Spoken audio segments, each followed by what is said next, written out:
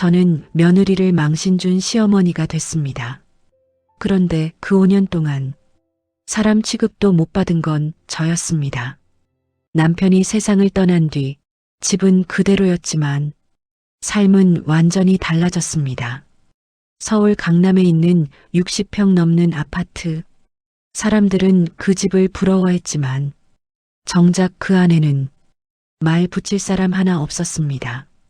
아침에 눈을 떠도 조용했고 밤이 되면 더 조용했습니다. TV를 켜놓지 않으면 제 숨소리만 들릴 정도였으니까요. 그때부터였습니다. 아들 형준이와 며느리 여진이가 부쩍 자주 찾아오기 시작한 게 어머님, 혼자 계시면 외로우시죠? 저희가 자주 와서 말동무해드릴게요. 그 말이 얼마나 반가웠는지 모릅니다.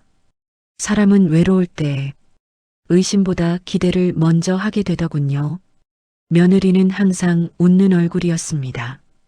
제 손을 꼭 잡고 어머님 하고 부를 때마다 마치 딸이 생긴 것 같았습니다. 아들도 옆에서 거들었습니다. 엄마, 우리 자주 올게. 이제 혼자 있다고 생각하지 마. 그 말 한마디에 제 마음은 쉽게 풀어졌습니다. 사실 저는 남에게 신세 지는 걸 좋아하지 않는 사람이었습니다. 젊을 때부터 식당 주방에서 일하며 제 손으로 번 돈으로 아이를 키웠고 집안을 지켰습니다.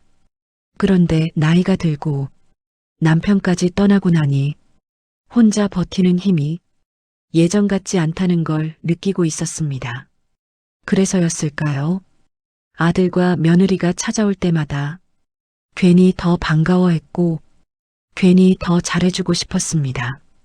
며느리가 집에 올 때면 냉장고를 열어보고 어머님, 반찬 너무 오래됐어요. 하면서 새로 해달라고 말해도 저는 싫지 않았습니다.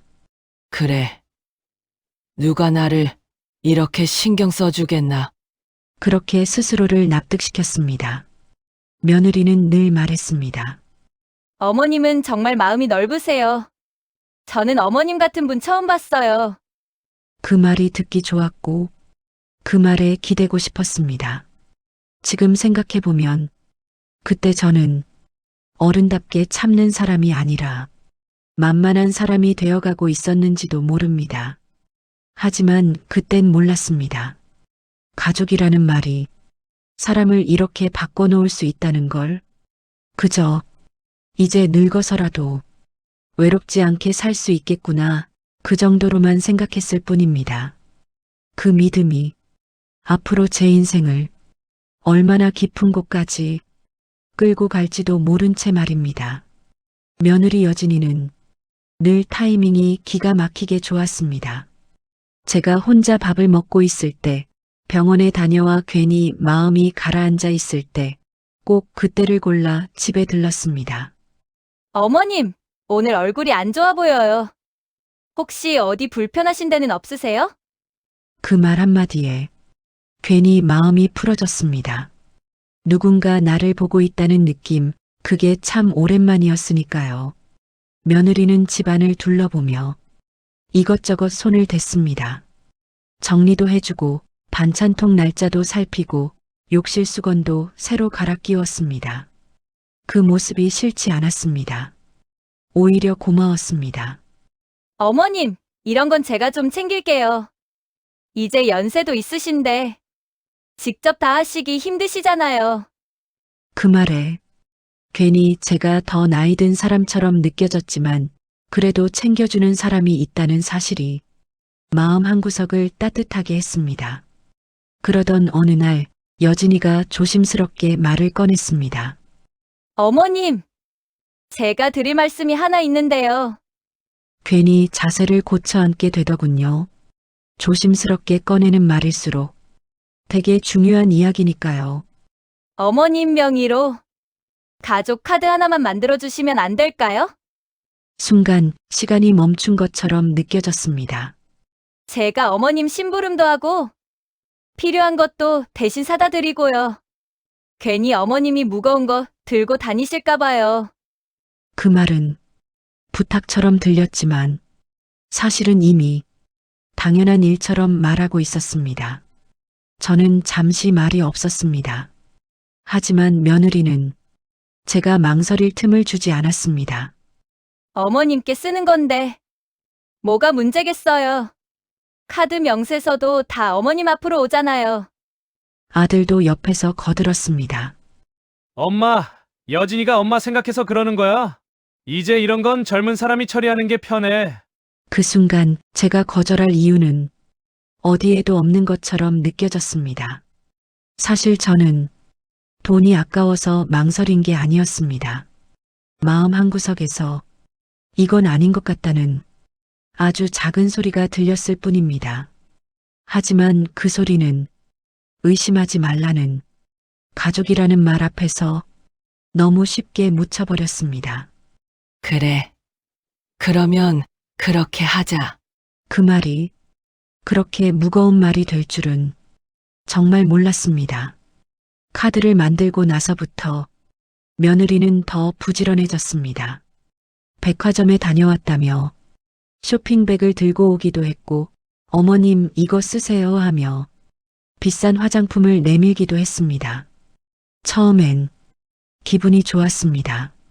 괜히 사람들 앞에서 대접받는 느낌도 들었고요. 하지만 시간이 지날수록 그 물건들이 점점 제 취향과 멀어지기 시작했습니다. 색도 디자인도 제가 고르지 않았을 법한 것들. 요즘은 다 이렇게 써요. 어머님도 이제 좀 젊게 사셔야죠. 그 말에 괜히 더 말을 삼켰습니다. 그러다 어느 날 카드 명세서를 받았습니다. 숫자를 보고 한참을 멍하니 바라봤습니다. 이상하리만큼 눈에 잘 들어오지 않더군요. 설마 하는 마음에 다시 한번 천천히 들여다봤습니다. 그때부터 마음 한쪽이 서서히 갈라지기 시작했습니다. 아직은 소리를 낼 정도는 아니었지만 분명히 금이 가고 있었습니다.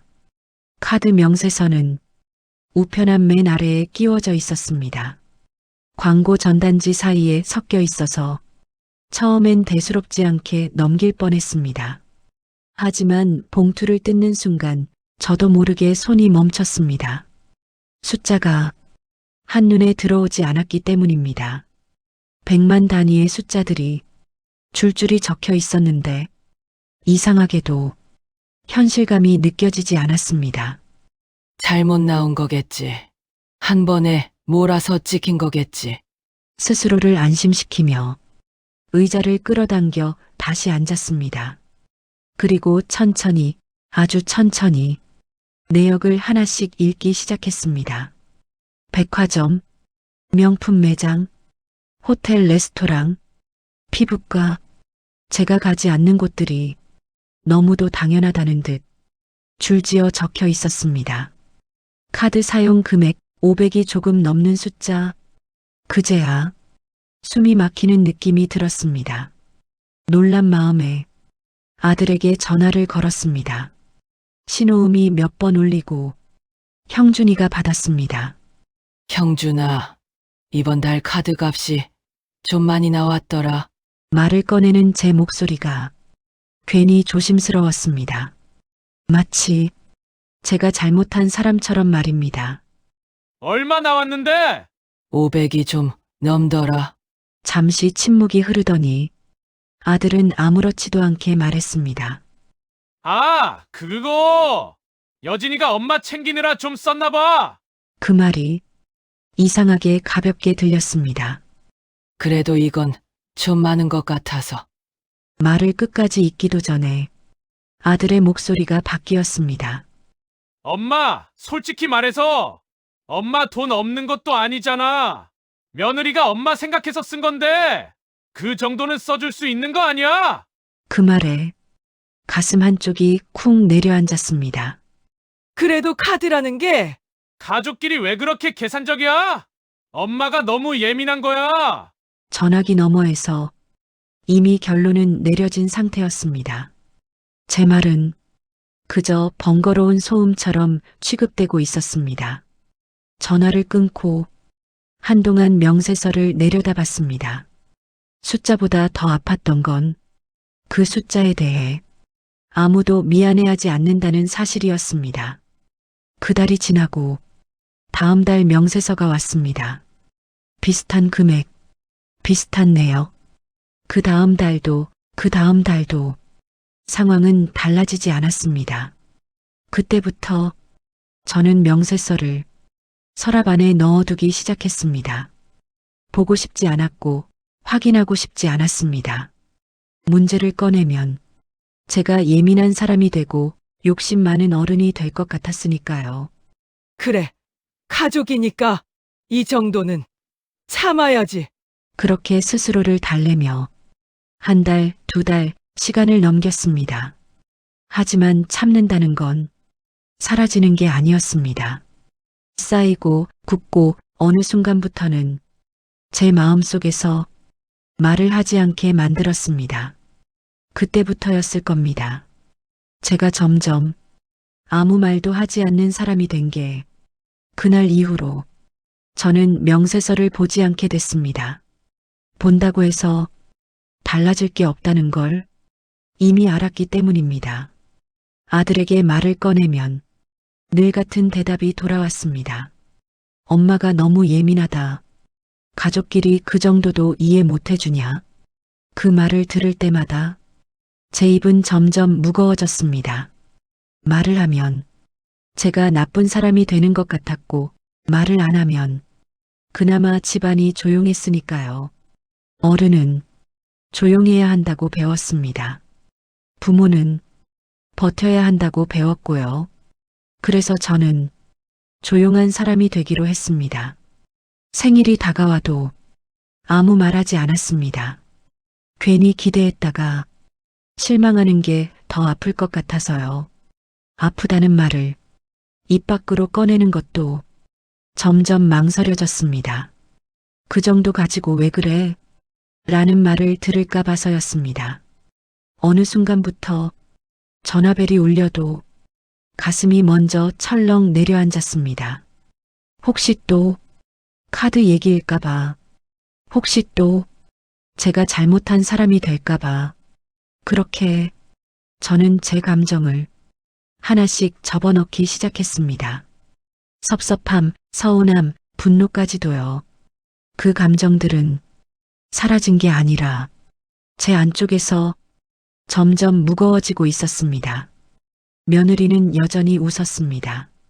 집에 올 때마다 당연하다는 듯 말했습니다. 어머님, 이거 카드로 결제했어요. 요즘 이 정도는 기본이에요. 그 말투에는 더 이상 조심도 미안함도 없었습니다. 마치 원래부터 제 것이 자기 것인 것처럼 저는 그 말에 고개만 끄덕였습니다. 반박하지 않았고 묻지도 않았습니다. 그렇게 하는 게 어른답다고 스스로를 설득했습니다. 하지만 밤이 되면 혼자 남은 집안에서 생각이 멈추지 않았습니다. 이게 맞는 걸까? 내가 너무 바보 같은 건 아닐까? 그 질문들이 머릿속을 떠나지 않았습니다.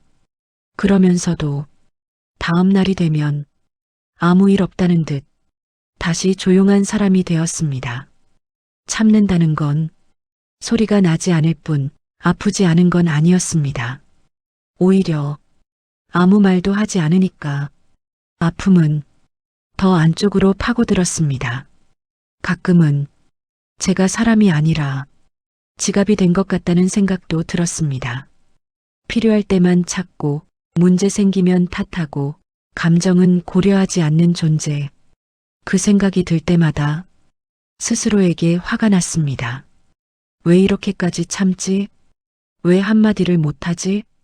하지만 그때마다 다시 스스로를 눌렀습니다. 그래도 가족이잖아. 그래도 자식이잖아. 그 말은 위로가 아니라 족쇄처럼 느껴지기 시작했습니다. 그리고 저는 알게 모르게 제 인생의 중심에서 조금씩 밀려나고 있었습니다. 아직은 폭발하지 않았습니다. 아직은 버티고 있었습니다. 하지만 분명히 어딘가에서는 금이 가고 있었습니다. 소리나지 않게 아주 조용히 말입니다. 연말이 다가오던 어느 날 아들 형준이에게서 전화가 왔습니다. 엄마, 이번 주말에 우리 집에서 연말 모임 크게 할 거야. 사람들도 많이 오고. 그 말투는 밝았고 목소리에는 들뜬 기색이 묻어 있었습니다. 마치 당연히 제가 올 거라는 전제처럼 말이죠. 그래. 저는 짧게 대답했습니다. 전화를 끊고 나서도 그 말이 한동안 귀에 남았습니다. 사람들이 많이 온다. 그 말이 왠지 모르게 마음에 걸렸지만 괜히 의미를 부여하고 싶지 않았습니다. 며칠 뒤 저는 오랜만에 옷장을 열었습니다. 연말 모임이라는데 빈손으로 가기도 뭐해서 며느리가 평소 눈여겨보던 스카프 하나를 샀습니다. 계산대 앞에서 카드를 내밀면서도 아무 생각을 하지 않았습니다. 그저 그래도 가족이니까 그 마음 하나였습니다. 모임 당일 머리를 단정히 하고 옷을 갈아입고 외출 준비를 마쳤습니다. 그때였습니다. 휴대폰에서 짧은 알림음이 울렸습니다. 문자 한 통이었습니다. 보낸 사람 여진이. 저는 별 생각 없이 화면을 눌렀습니다. 어머님, 죄송해요. 오늘 손님이 너무 많아서 집이 좀 많이 좁아요. 어머님은 오늘 안 오시는 게 좋을 것 같아요. 문장을 한 번 읽고 다시 한 번 읽었습니다. 의미를 이해하는데 시간이 걸렸습니다. 손님이 많아서 제가 갈 자리가 없다는 말, 가족 모임이라더니 정작 저는 빠져야 하는 사람이 되어 있었습니다. 이상하게도 그 순간 눈물이 나지 않았습니다. 가슴이 쿵 내려앉거나 숨이 막히지도 않았습니다. 대신 머릿속이 아주 맑아졌습니다. 아, 나는 이 사람들에게 이 정도 존재였구나. 필요할 때는 찾고 사람 많아지면 밀어내는 그 사실이 처음으로 또렷하게 보였습니다. 저는 휴대폰을 내려놓고 잠시 그대로 앉아 있었습니다. 그리고 아주 천천히 은행 앱을 열었습니다. 며느리 이름이 적힌 가족 카드, 그 옆에 있는 정지 버튼이 그날따라 유난히 선명해 보였습니다. 잠시 망설였지만 손가락은 이미 그 위에 올라가 있었습니다. 딸깍. 생각보다 아무 느낌도 없었습니다. 분노도 통쾌함도 아니라 그저 마침표를 찍은 기분이었습니다. 저는 그날 짐을 싸기 시작했습니다. 많은 물건은 필요 없었습니다. 갈아입을 옷 몇 벌, 세면도구, 그리고 오래된 사진 한 장. 현관을 나서기 전 거울 속 제 얼굴을 잠시 봤습니다. 늙어 있었고 지쳐 있었지만 그날만큼은 이상하게도 눈빛이 또렷했습니다. 그날의 선택은 복수가 아니었습니다. 누군가를 벌주기 위한 행동도 아니었고 화풀이도 아니었습니다. 그저 더 이상 사람 취급 못 받는 자리에 머물고 싶지 않았을 뿐입니다. 그 문자 한 통이 저를 밖으로 밀어낸 게 아니라 제가 스스로를 꺼내준 거였습니다. 짐을 싸는데 오래 걸리지 않았습니다. 필요한 게 많지 않았기 때문입니다. 사실 이미 오래전부터 이 집에서 제 자리는 크지 않았는지도 모릅니다. 옷 몇 벌, 세면도구, 약 봉투 하나, 그리고 서랍 깊숙이 넣어두었던 낡은 사진 한 장, 젊은 시절 앞치마를 두르고 식당 앞에 서 있던 제 모습이었습니다. 그때의 저는 힘들었지만 눈빛만큼은 살아있었습니다. 현관문을 나서기 전 집안을 한번 둘러봤습니다. 수십 년을 살았던 집이었지만 그날은 이상하리만큼 낯설었습니다. 가구도 그대로였고 벽에 걸린 시계도 여전히 같은 소리를 내고 있었지만 그 공간 안에 저는 더 이상 없다는 느낌이 들었습니다. 문을 닫고 엘리베이터를 기다리는데 휴대폰이 진동했습니다. 아들 형준이었습니다. 받지 않았습니다. 다시 진동. 며느리 이름이 화면에 떴습니다. 그것도 보지 않았습니다. 그날은 설명하고 싶지 않았고 변명도 듣고 싶지 않았습니다. 엘리베이터 문이 열리고 천천히 내려갔습니다. 층수가 하나씩 내려갈수록 가슴이 조금씩 가벼워지는 느낌이 들었습니다. 밖으로 나오자 차가운 공기가 얼굴을 스쳤습니다. 겨울 공기였지만 숨쉬기 어려울 만큼 차갑지는 않았습니다. 택시를 잡아 타고 기사에게 말했습니다. 서울역으로 가주세요. 기사님은 아무 말 없이 고개를 끄덕였습니다. 차가 움직이는 동안 창밖을 바라봤습니다. 익숙한 거리, 매일 보던 풍경들이 유리창 너머로 흘러갔습니다. 그 모든 게 마치 다른 사람의 삶처럼 느껴졌습니다. 서울역에 도착했을 때 전광판에는 수많은 행선지가 떠 있었습니다. 어디로 가야 할지 정해두지 않았습니다. 그저 가장 빨리 떠나는 기차를 찾았습니다. 남쪽으로 가는 표 한 장 주세요. 표를 받아들고 대합실로 걸어가는데 휴대폰이 다시 울렸습니다. 이번에는 연달아 여러 통이었습니다. 부재중 전화 숫자가 계속 늘어났습니다. 하지만 꺼내보지 않았습니다. 그날은 그 누구의 엄마도 그 누구의 시어머니도 아니고 싶었습니다. 기차에 올라 자리에 앉았습니다. 차창 밖으로 도시의 불빛이 천천히 멀어졌습니다. 기차가 움직이기 시작하자 비로소 눈물이 났습니다. 참아왔던 감정들이 그제야 한꺼번에 밀려왔습니다. 억울함도 서러움도 후회도 아닌 이상한 감정이었습니다. 이제야 나를 데리고 나왔구나. 그 생각이 들자 가슴 한가운데가 조용히 저려왔습니다. 기차는 점점 더 남쪽으로 내려갔고 창밖 풍경도 바뀌었습니다. 높은 건물 대신 어둠 속 들판이 보였고 불빛은 성그러졌습니다. 그 순간 처음으로 숨이 깊게 들어왔습니다. 도망친 게 아니라 도망쳐 나온 것도 아니었습니다. 그저 제가 있어야 할 자리를 다시 찾으러 가는 길이었습니다. 어디에 닿을지는 아직 몰랐지만 적어도 그날 이후의 삶은 제가 선택한 방향이었습니다. 기차에서 내렸을 때 바다는 이미 어둠 속에 잠겨 있었습니다. 낯선 역, 낯선 공기, 낯선 냄새. 하지만 이상하게도 무섭지 않았습니다. 오히려 오래된 방에서 창문을 연 느낌이었습니다. 저는 역 근처의 허름한 모텔에 방을 잡았습니다.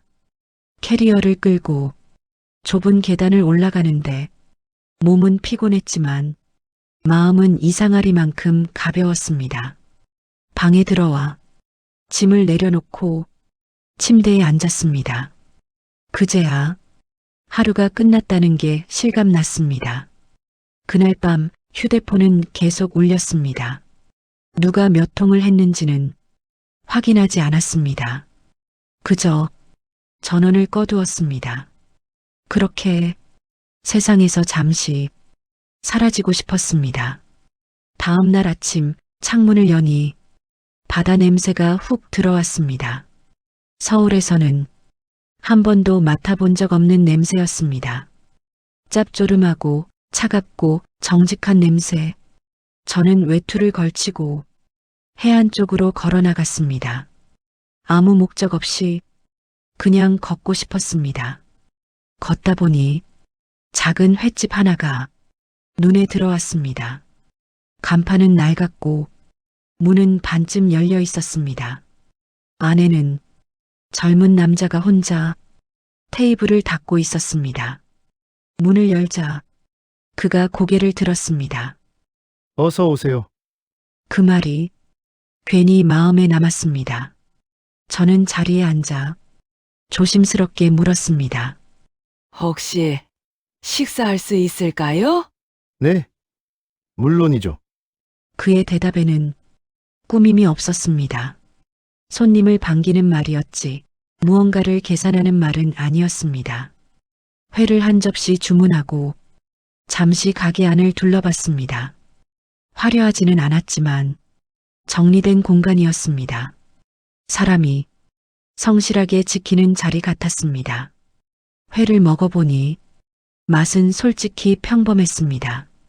아니, 조금 아쉬웠습니다. 하지만 저는 아무 말도 하지 않았습니다.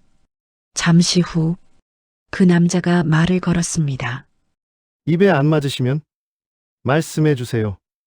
그 한마디에 괜히 웃음이 났습니다. 그는 제 나이나 제 사정이나 제가 왜 여기 있는지 묻지 않았습니다. 그저 손님으로 대했습니다. 그게 얼마나 오랜만인지 모릅니다. 식사를 마치고 계산을 하려는데 그가 손을 저었습니다. 오늘 손님도 없어서요. 그냥 드세요. 저는 고개를 저었습니다. 아니에요. 장사하는 분께 그럴 순 없어요. 그 짧은 실랑이 속에서 저는 이상한 감정을 느꼈습니다. 이 사람은 저를 이용하지도 불쌍히 여기지도 않는구나. 그날 이후 저는 그 횟집에 종종 들렀습니다. 말을 많이 나누지는 않았지만 같은 공간에 있는 것만으로도 편안했습니다. 며칠 지나 자연스럽게 주방 이야기가 나왔습니다. 혹시 제가 좀 도와드려도 될까요? 말을 꺼내면서도 조심스러웠습니다. 그는 잠시 놀란 표정을 짓더니 이내 웃었습니다. 정말요? 그럼 저는 너무 감사하죠. 그 반응이 저를 다시 숨쉬게 만들었습니다. 그날부터 앞치마를 둘렀습니다. 누군가의 엄마가 아니라 누군가의 카드가 아니라 그저 손을 쓰는 사람으로 칼을 잡고 국물을 보고 불 앞에 서자 몸이 먼저 기억해냈습니다. 아, 이게 나였지. 그 순간 깨달았습니다. 사람은 존중받을 때 비로소 자기 자리를 찾는다는 걸. 그리고 저는 아주 오랜만에 사람으로 숨쉬고 있었습니다. 가게가 조금씩 자리를 잡아가던 어느 날이었습니다. 점심시간이 막 지난 오후 가게 문이 갑자기 거칠게 열렸습니다. 문이 열리는 소리만으로도 공기가 달라졌다는 걸 느낄 수 있었습니다. 고개를 들자 아들과 며느리가 서 있었습니다. 생각보다 빨리 그리고 생각보다 무겁게 그들은 나타났습니다. 며느리는 주변을 한번 훑어보더니 곧바로 제 쪽으로 걸어왔습니다. 어머님, 여기 계셨네요. 목소리는 높았고 말끝에는 짜증이 묻어 있었습니다. 전화는 왜 안 받으세요? 카드는 왜 정지시키신 거예요? 가게 안이 순식간에 조용해졌습니다. 식사하던 손님들이 숟가락을 내려놓고 우리 쪽을 바라보고 있었습니다. 예전 같았으면 저는 먼저 고개를 숙였을 겁니다. 미안하다는 말을 입에 올렸을 겁니다. 하지만 그날은 그러지 않았습니다. 저는 말없이 카운터 아래 서랍을 열었습니다. 그리고 미리 준비해 두었던 서류 봉투 하나를 꺼냈습니다. 봉투를 테이블 위에 올려놓고 천천히 열었습니다. 안에는 카드 명세서들이 차곡차곡 들어 있었습니다. 이게 뭔데요? 며느리가 신경질적으로 말했습니다. 저는 차분하게 한 장을 펼쳤습니다. 네가 쓴 내역이다. 5년 치다. 며느리의 표정이 순간 굳었습니다. 아들이 급히 끼어들었습니다. 엄마, 이런 건 집에 가서 얘기해. 사람들 보는 데서 왜 그래? 그 말을 듣는 순간 저는 처음으로 분노가 아니라 확신을 느꼈습니다. 이 사람들은 끝까지 제가 조용히 덮어주길 바라고 있다는 확신이었습니다. 저는 명세서를 다시 봉투에 넣고 천천히 말했습니다. 나는 내 엄마이기 전에 한 사람이다. 그 말 한마디에 가게 안의 공기가 완전히 멈췄습니다. 가족이라는 말은 가져가도 된다는 뜻이 아니라 지켜야 한다는 말이다. 며느리는 뭔가 더 말하려 했지만 말이 이어지지 않았습니다. 아들은 고개를 숙였습니다.